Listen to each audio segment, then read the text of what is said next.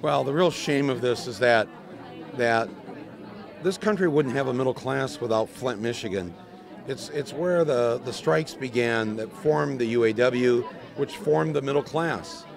Our grandfathers and great-grandparents, didn't have anything, and because of Flint, it allowed working people to earn a decent wage and have a life. And that was our gift to the country back in the 30s. The fact that this city would end up now, at the beginning of the 21st century, being poisoned by the very system it helped to create, and that a certain political party allowed this to happen, is just criminal.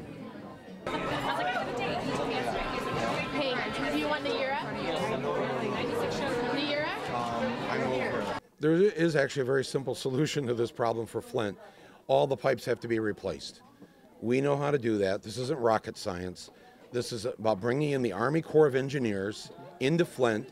It's going to cost about $1 billion. The entire city has to be ripped up, and not just the city pipes, but all the piping that goes into people's homes has been corroded by these toxins.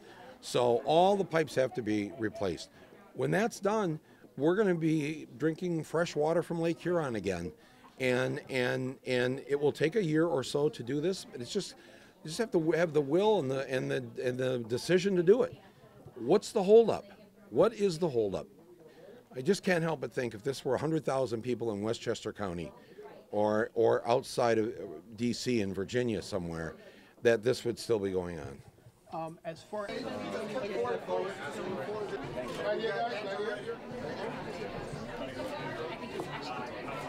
the similarity is that the government has not come to the aid of Flint now for how many years are we into Almost this? 4.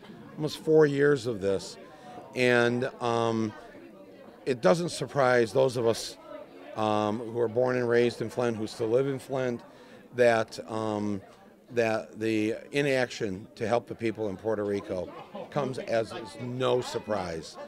It's more of the same, and that's why what Melissa said is you can't wait till this happens to you. Don't sit back and go, well, this isn't happening in my town. It's happening in Flint. It's happening in Puerto Rico. No, this is coming. It's a coming attraction, coming to your town, and everybody needs to speak out. no.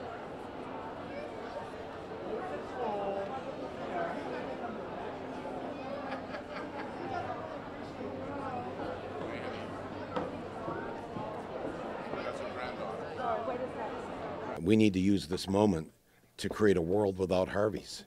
I mean, this brings up such massive issues that need to be addressed, especially in this industry.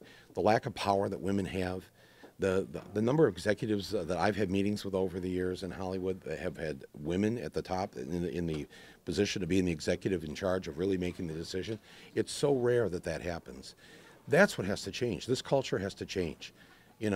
Men are the minority gender, if you haven't counted lately.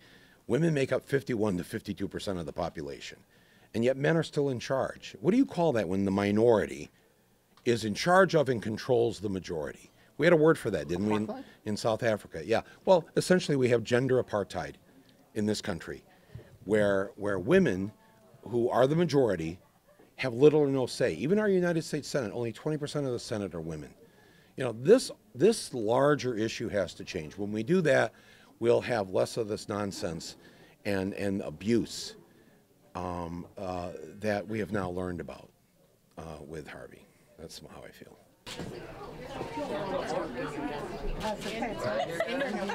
What show is this? We were joking about pants earlier. This is a great show.